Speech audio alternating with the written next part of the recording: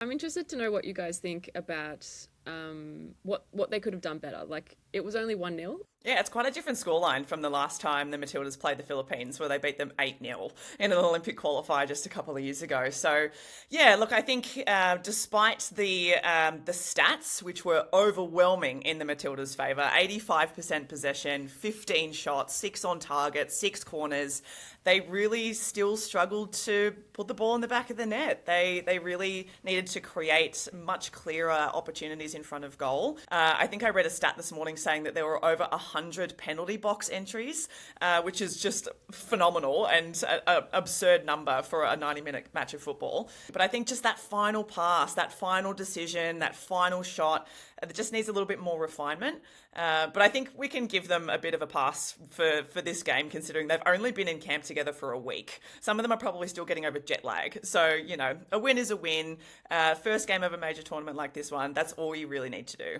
Dare I say it, I would have liked to see them maybe not win. You know, a little bit of jeopardy, because ultimately this tournament, it's going to come down to the last few rounds, right? There are only really a handful of teams that should challenge the Matildas at their best. And the win was fine against Iran on Thursday. You know, I'm sure they'll probably win again.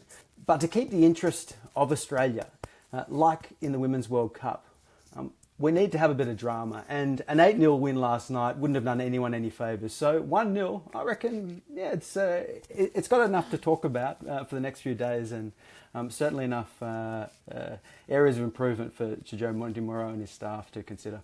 Controversial, Jack. You just can't help yourself, can you?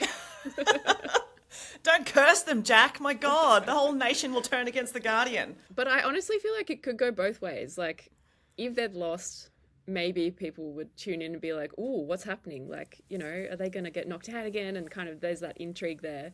But then also, if they'd scored 8 goals, I don't know, it's kind of irresistible. Like, you get the highlights reels, it's all over socials. Like, I think that would have drawn people in as well. I honestly, I feel like the 1-0 win was maybe the worst of all the potential outcomes. I mean, they won, which is obviously great for them. Not the most inspiring. Maybe a 1-1 draw would have been worse, because not only was it uninspiring, but also it only gives them a point in a group that they kind of need to win.